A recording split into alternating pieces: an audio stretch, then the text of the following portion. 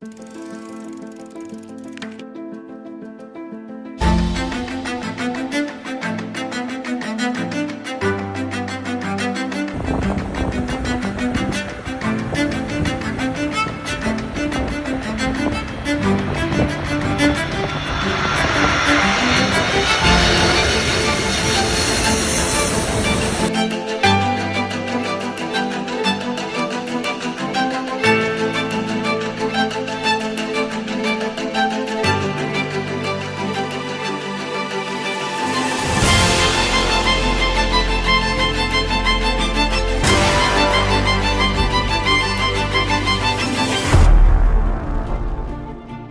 Everyone.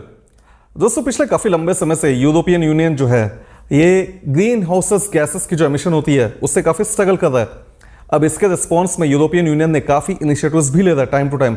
For example like European Green Deal, जिसके अंतर्गत by the year 2050 European Union जो है ये कार्बन न्यूट्रल अचीव करेगा, कार्बन न्यूट्रलिटी। हालांकि ये जो गोल है ये अचीव करना मुश्किल है, बट फिर भी ये कह रहा है कि बाय द ईयर 2050 ये अचीव करना चाहता है। उसको छोड़कर कुछ दूसरे मेजर्स भी है, लाइक कार्बन टैक्सेस। कंपनीज के ऊपर एक लिमिट दे दिया जाता है। अगर उस लिमिट के ऊपर कोई कंपनी अगर कार्बन को एमिट करती है तो उस एमिशन पर टैक्स इंपोज कर दिया जाता है, जिसके कारण जो कॉस्ट है कंपनीज की, ऑपरेटिंग कॉस्ट, ये बढ़ जाएगा और कंपनीज जो है मजबूर हो जाएंगे कि ये ऐसे एफिशिएंसी बढ़ाए, एफिशिएंट टेक्नोलॉजीज को इंप्लीमेंट करे जिससे कि जो कार्बन की एमिशन है ये कम हो जाए। थर्ड मेजर है like emission trading system. Companies को एक लिमिट दे दिया जाता है, उस लिमिट तक ये जो है कार्बन की एमिशन कर सकते हैं हर साल। अगर किसी कंपनी ने इससे ज़्यादा एमिट किया और दूसरी कंपनी जो इस लिमिट से कम एमिट करती है, तो ये जो कंपनी जिसने ज़्यादा एमिट किया ये दूसरी कंपनी से ये ट्रेड कर सकता है, ये लिमिट को ट्रेड कर सकता है। तो ये एक और मेजर है। इनको छोड़कर renewable energy directive, renewable energy को बढ़ाने के लिए एनर्जी एफिशिएंसी डायरेक्टिव, एनर्जी की एफिशिएंसी वगैरह बढ़ाना, साथ ही साथ जो ऑटोमोबाइल्स होते हैं लाइक बाइक्स, कार्स वगैरह, वैन्स, सब में जो कार्बन डाइऑक्साइड की जो एमिशन वगैरह होती है उसको कंट्रोल करने के लिए भी काफ़ी मेजर्स ले रहा है। इनको छोड़कर एक और इंपॉर्टेंट मेजर है सस्टेनेबल फाइनेंस। इसके बारे में मैं सेपरेट वीडियो बनाऊंगा जो कि इंपॉर्टेंट होगा यूपीएससी के स्टूडेंट्स के लिए भी, अगर कोई देखेगा तो ये कुछ मेजर्स है जो यूरोपियन यूनियन लेने की कोशिश कर रहा है। लेकिन यूरोपियन यूनियन में एक और इंडस्ट्री है जो कि कार्बन, जो ग्रीन हाउसेस गैसेस की जो एमिशन है इसे कंट्रीब्यूट कर रहा है, which is none other than aviation industry.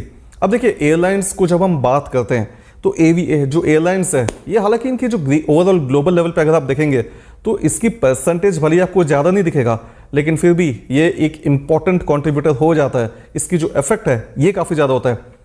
Lufthansa airlines जो कि one of the largest airlines है यूरोप में, अब होने ये वाला है कि जो यूरोपियन यूनियन है ये लुफ्थांसा एयरलाइंस के ऊपर टैक्स इंपोज करने वाला है, कार्बन टैक्सेस।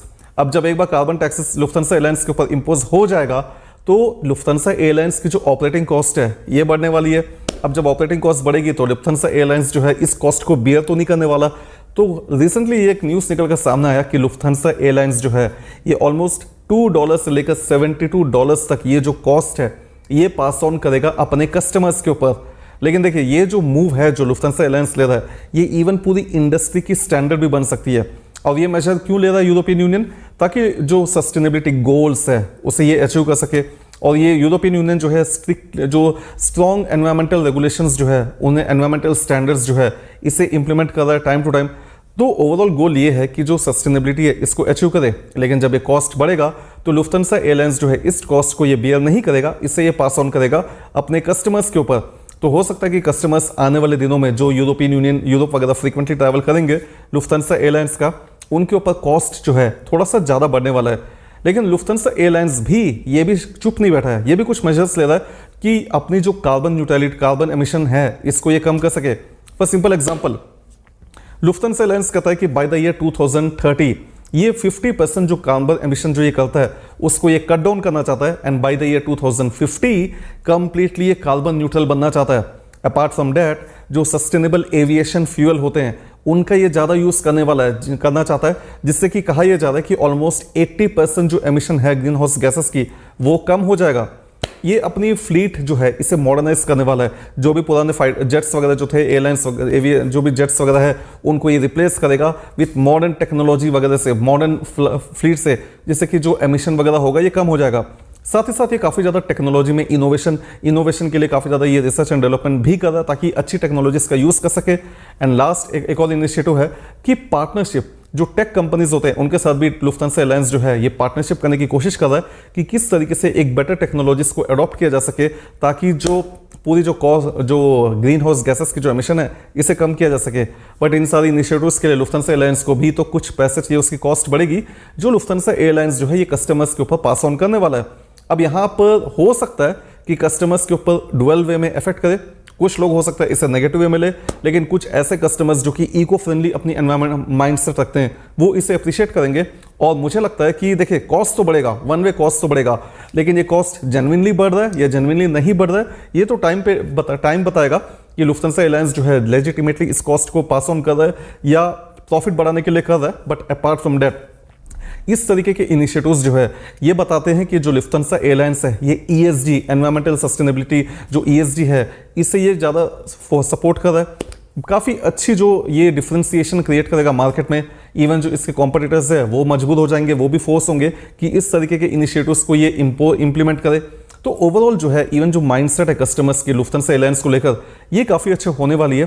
तो मुझे नहीं लगता कि लॉन्ग टर्म में लुफ्थांसा एयरलाइंस को इस इनिशिएटिव से जो कॉस्ट पास ऑन करेगा कोई लॉस होगा, बल्कि ये और ज़्यादा एनर्जी एफिशिएंट CSR ओरिएंटेड एक कंपनी कॉर्पोरेट सिटीजन जो है अपने आप को बता सकता है। डिपेंड करेगा किस तरीके से अपने आप को मार्केट करता है। वेल ये तो एक ओवरऑल मुद्दा था माय डियर फ्रेंड्स जो मैं आपसे शेयर करना चाहता था कि जो चल रही है एविएशन इंडस्ट्री में ये लुफ्थांसा एयरलाइंस की बातें हैं, लेकिन ये पूरी यूरोप के जो दूसरे एयरलाइंस है उनमें भी पड़ सकता है। लेकिन एक बार जब ये वहां जाएगा डेफिनेटली ये दूसरे कंट्रीज में भी ये बेंचमार्किंग बन जाएगा। तो हो सकता है जब हमारे इंडिया में भी जब बनेंगे तो हमारे भी कॉस्ट आने वाले दिनों में बढ़ सके। देखना पड़ेगा किस तरीके से इंप्लीमेंट होगा, पैन आउट करेगा। अभी तो फिलहाल ये जो बेसिक अपडेट है मैं आप लोगों से शेयर करना चाहता था और बेसिक नॉलेज।